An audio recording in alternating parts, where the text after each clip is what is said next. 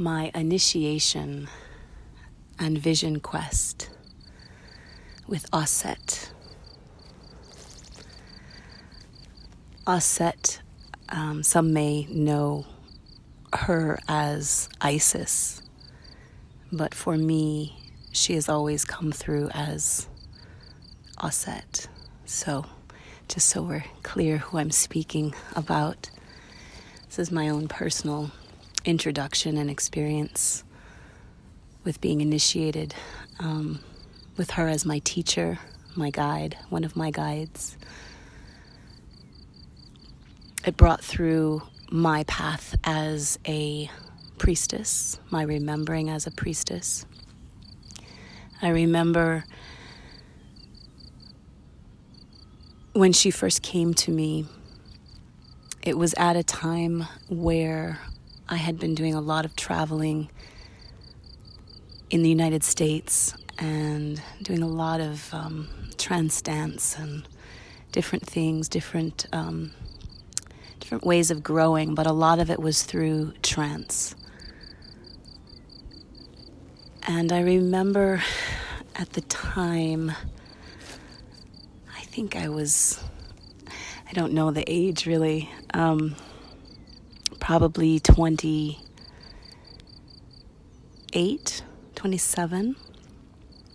And I was nearing the end of my time in the United States. I was going through my Saturn return at the time, so I think it was 28. That sounds about right. And I remember returning from Big Island and had done a pretty extensive, lot of different rituals and retreats, a lot of trance, really just going in.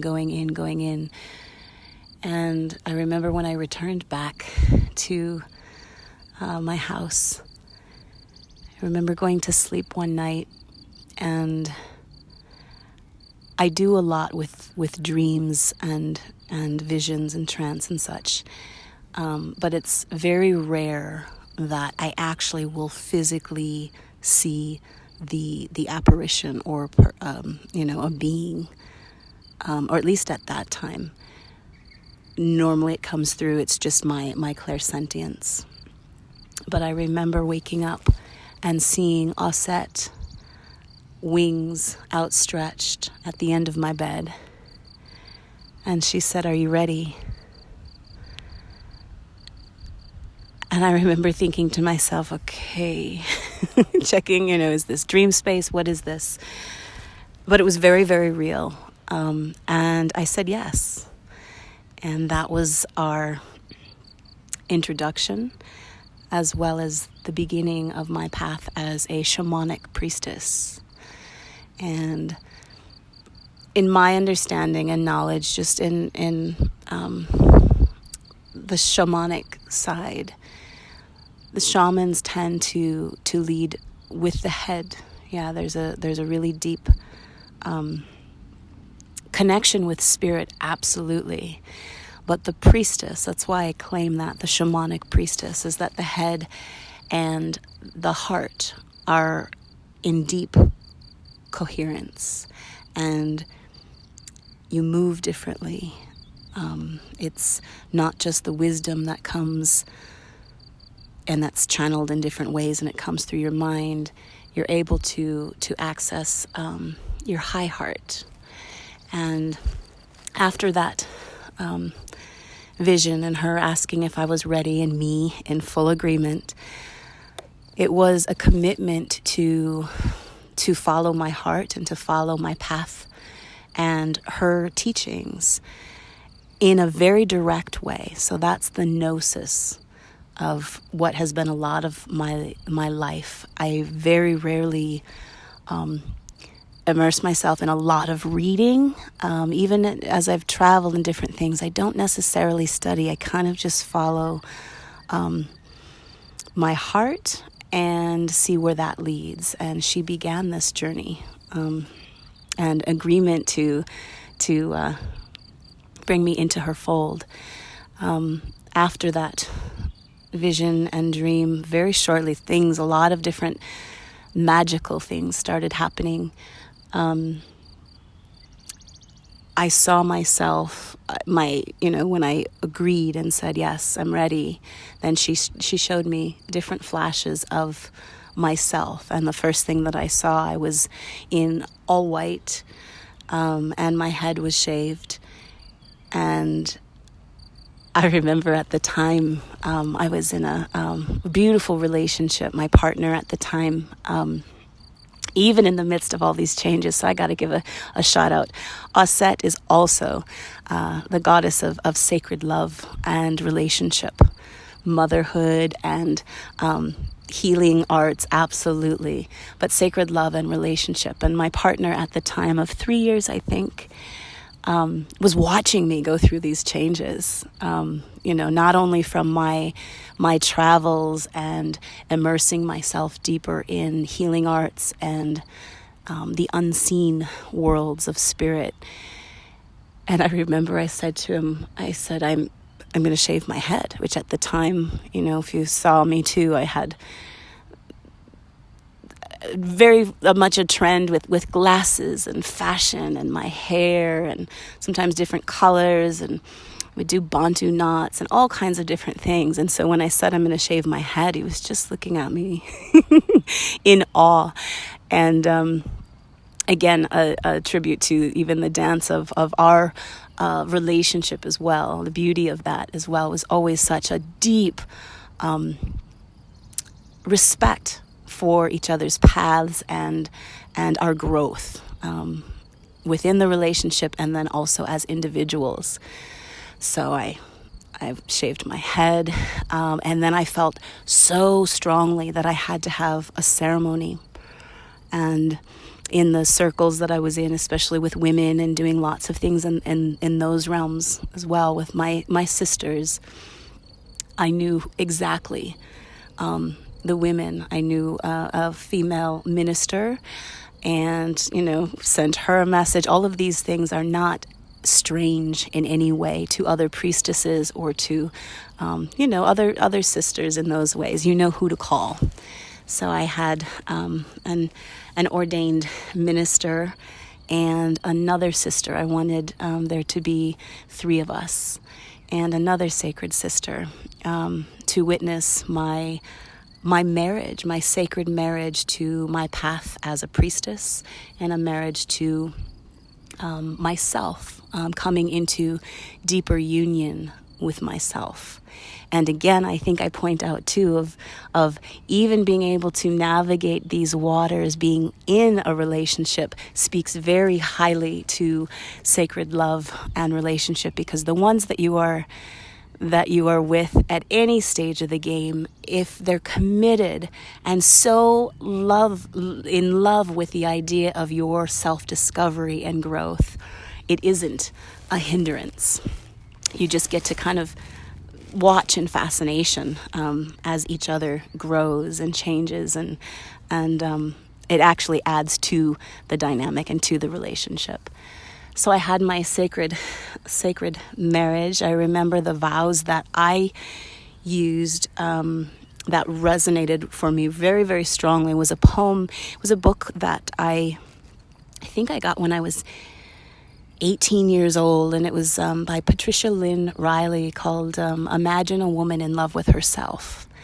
And there's a poem that I copied down, and I signed my name, because in it at the time I remember thinking, I want to be that woman. That was what my marriage was. It was not, I'm marrying myself and I will never marry anyone else. It was not that. It was that knowing on a deep level what Auset was transmitting to me was that the love that you ever intend to share with another person, it has to come from within.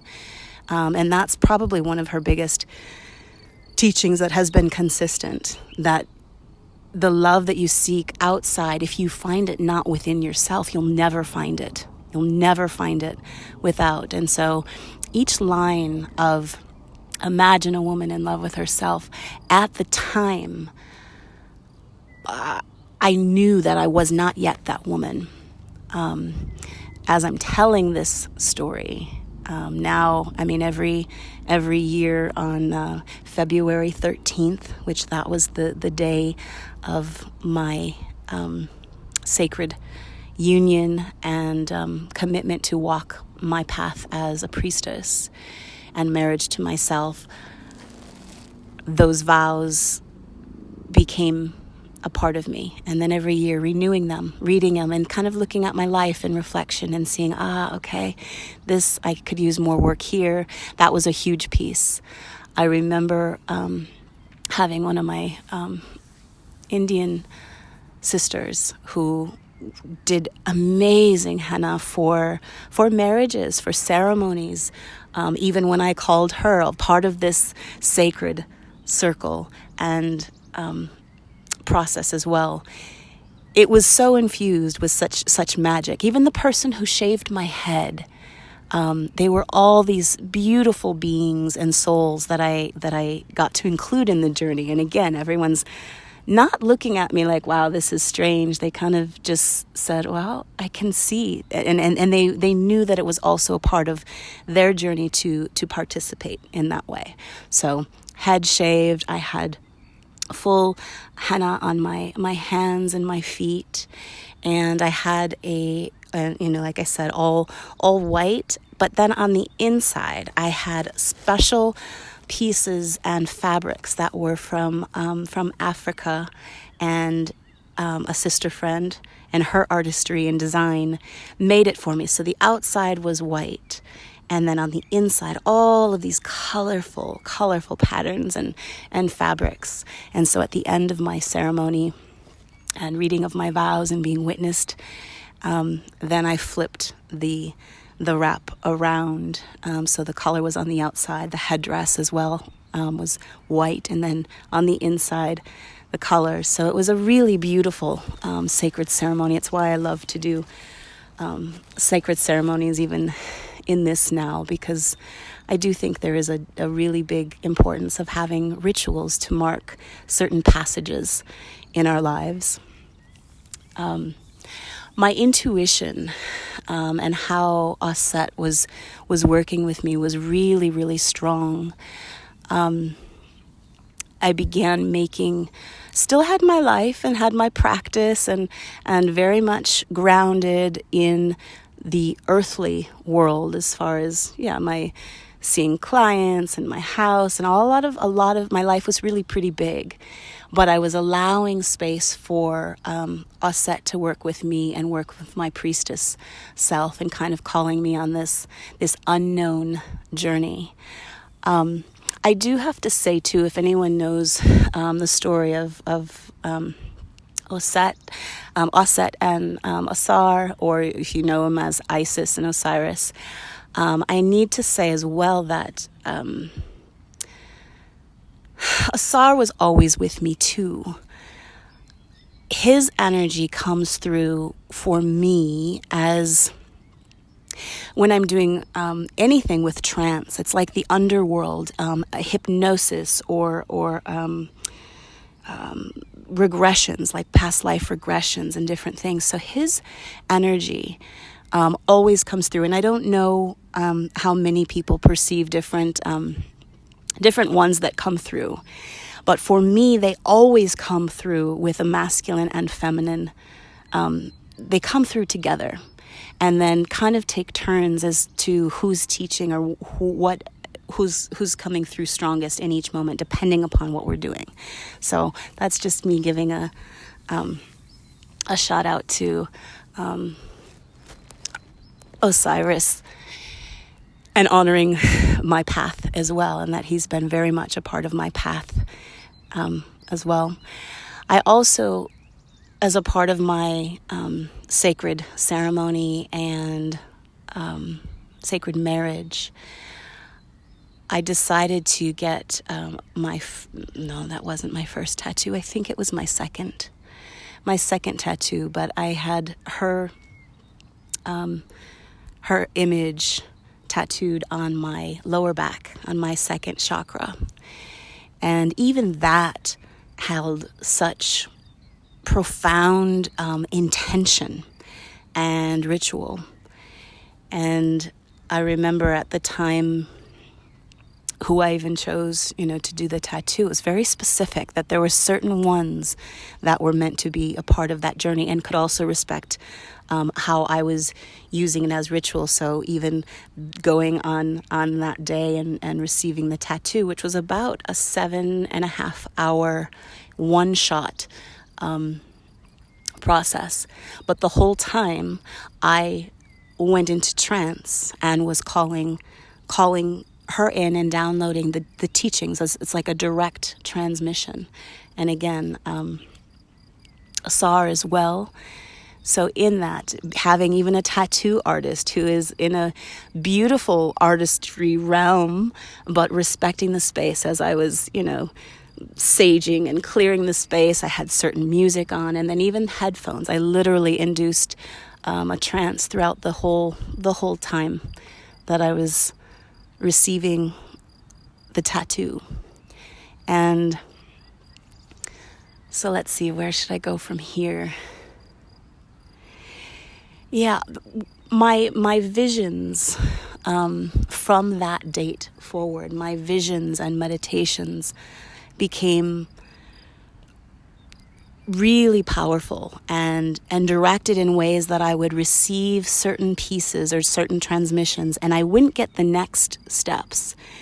One particular piece, I think it was still in Milwaukee. I remember doing a trance workshop and being behind the blindfold and being in this altered state for many hours. And I remember when I came out of that trance, I remember sitting down and looking at a friend of mine. This was maybe a couple hours later, and he was just looking at me. He's like, "So, what's happening for you?" And I said, "Well, the most apparent thing that I received is that I'm selling my house. I'm selling my house. I'm selling my car." But there were no moving boxes. It wasn't like I was moving and I was going to move to another place. Even at the time, I thought for a second, I was like, well, okay, so then maybe I'll move to the 3rd ward. Yeah, I can, blah, blah, blah. And that was not the energy. I remember Auset said very, very clearly to me, as far as even material things and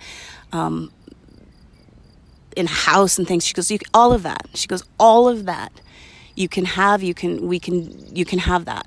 But in this now, I'm asking you to come with me and to go on this journey, which is why I call it my GlobalVisionQuest with Auset, because I received the vision, sell the house. Within, probably 6 weeks of that date, I wrote a letter to my clients who at the time I had been, practicing probably for about nine years. I wrote a beautiful letter to my clients saying, I'm closing my practice as of September 1st. I'm going to go on this global vision quest. I don't think I told any details about trance and Auset in those ways. But I prepared to go on this global vision quest. And everything really went magically, beautifully. And that was kind of my introduction to when you are following not just your heart, but it's your head and your heart and the intuition. It's like this trinity that kind of moves, that things happen to align in ways that you couldn't even plan it. I couldn't have planned it to be so effortless and beautiful. And when you trust in such a way, which again, I think because when I do commit to something or someone or I jump completely. And so I did have this deep trust even without the knowing. And I do think that was a part of a lot of what, while I was receiving the tattoo and her energy and her transmissions directly to me, there's a lot that she gave to me in that way, that even without knowing or seeing with the eyes of what it would look like, I had such a deep trust. And that's also kind of, even for my other, for my brothers and sisters, priestesses and priests, that's a part of it. That's a part of how you get to move in ways where you don't necessarily know all the details, but you know that you've walked through so many different things, so many different lifetimes, to be even where you are in the now, that you can kind of jump. So I did, and I sold my house and said goodbye to my clients, and I had everything pretty much packed to maybe one or two boxes that I stored at my parents' house, and began the journey of traveling, and traveling in a way, not attending workshops. I mean, I had done that for years, or going to visit different friends in different cities, different sites, different places in that way, all over the United States, and yeah, some other countries. But it was a different journey. So the VisionQuest itself is stepping into the unknown, and also seeing who you're led to meet, where you're guided to be. And I will say the beautiful piece of sacred love and relationship that Auset is hugely linked to, the art of relationships and the dance of really soul deep love. I do remember the ending, even for my partner and I, because we had talked about it. Yes, like I said, he was just watching me through these initiations and changes, and we had already discussed, even in our love for one another, that our paths and my vision and some of the things that were coming through for me, he didn't share that. That wasn't part of his vision of what he saw. And I speak to it because I can say that I've had the experience in being in relationships where you are loved so deeply. In the relationship, it doesn't mean that there is not love.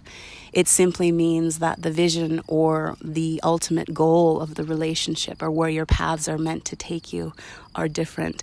And I love that we got to end even our relationship how I would, and Auset as well is totally chiming in here and saying that if all relationships could be that even in your separation and in your parting, to honor it and to make ritual. So for us, even in our separation, we knew we were ending our relationship, and here's the transition, but we agreed to spend 3 days just in sacred union, in lovemaking, in telling each other. We went to our favorite restaurants. We spoke all the things that we loved about each other, the things that we learned in our relationship. Because I would say even the beginning of that relationship, I mean, there was a lot of things that, each person brings into the relationship, but we learned and grew immensely, and as much as we could together. But I think that sometimes even in relationships, what hurts the most is not being able to have that closure, or to be able to speak things in ways that honor the relationship. And so I absolutely love that was one of the first teachings that Auset brought through with sacred love and relationship, and the honoring. That's why, regardless, and time and space goes by, but there's not a hurt or a wound in the heart. And that, to me, as a priestess, is very important.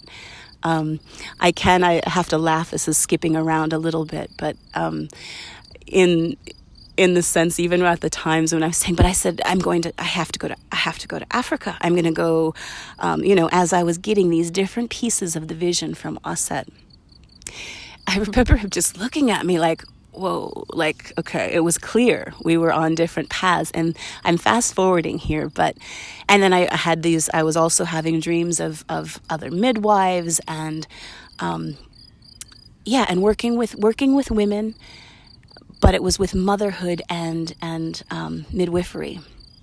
And the funny part of our story, which is fantastic, is that he's like, I don't have a dream to go to Africa. He's like, that's not my vision. And he ended up marrying a beautiful woman who's from Ghana.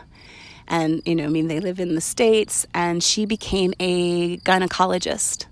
And then here's this energy who's, you know, following this path of midwifery and traditional midwifery. So not nursing school, not, you know, it was like, I'm going to follow these dreams and connect these dots to see the ones that I'm meant to apprentice with as I travel. And so even to this day, I think it's kind of a joke that, you know, the energies, and if you honor the relationships for, you know, the space, the things that you learn, the love that is shared, but you also honor what is your true calling and path. I think it's really pretty beautiful. And Auset brings lots of things through and people through in those ways to me, where you couldn't plan it yourself. And it's a gift. It's a huge gift. So the other piece, I think too, with the vision, so the tandem between Auset and Auser, that they're literally, we're always working together. So the dream space, trance, all of that was her counterpart, and then her coming through with all of these other aspects, and for me to be able to remember them as well, because that does happen. Sometimes you can have dreams and things, but you don't remember them. Or in meditation, you can, you know, kind of go to a beautiful 0 point, but there's a space of nothing. And if that's meant, that's beautiful. But everything was getting so much stronger and clearer. And like I said, it was more about what was the very next step, or traveling and being in places where I would get these hits and these messages, and I would see a face or see something before it happened. So she was really working with me in that way, as well as bringing me to the places and the teachers that I was meant to work with, as well as the people along the journey. And there's a whole other podcast just on some of the Underground Railroad and my work as a traditional midwife, a traditional healer. But in this podcast, it's just kind of bringing through what was my beginning with her. I also, to me, the distinction between Isis and Auset, that's why even I choose Auset, and she prefers that, because when we speak and when she comes through, she doesn't pull the rank of hierarchy. So even maybe in old times and priestess ways, and there's all of these different things, and that's part of the lineages too. But how she was coming through to me was as a sister in light. And even now, when her energy comes through, she's absolutely a teacher, but I also see, even in my daily life, I see everything and everyone as a teacher in a way. And we have this, there's a sovereignty. There's the peace that comes with sovereignty. So to me, Auset and the way that she moves and how she informs and comes through is always in reverence and honoring of sovereignty. So my Global Vision Quest, there's different pieces you can hear, and I shared a lot in the writing of the SoulJourner'sTruth. So I won't go into that here. But then there's always other aspects. It's not always under just one. So obviously, Auser, or if you know Osiris. But then there was always the triple goddess energy. So Hathors. And I say Hathors plural, because even in the space in which the Hathors have come through, they've been working in my energetic field, especially after completing the GlobalVisionQuest and movements in those ways as a midwife and priestess. The Hathors came in and started working with my throat chakra. They started upgrading and also clearing out some of the old wounds and some of the grief that I experienced as well as I've traveled and I've witnessed different things. And I've said this many times. People hear me say it's the beauty and the beast. As they were clearing those things out of my heart, I could feel the tones in my voice changing and going from being very much in different villages and in different lands and in the communities where I was traveling. Hathors, it was almost like Auset handing the baton to the Hathors. And so to me, that's a collective, and the collective now I refer to as my Woomtang clan, because obviously Isis Auset was my first initiation and kind of calling in that way to work with the goddess. But under her umbrella and in her entourage as well are so many amazing beings. And so I have been working with the Hathors for the last, probably for the last year.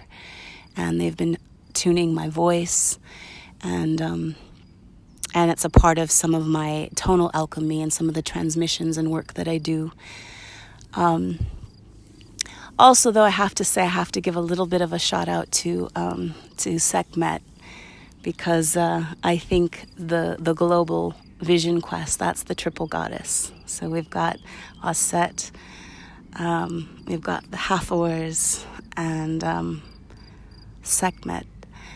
And Sekhmet was pretty much part of the energy and archetype that helped me kind of move as a warrior priestess.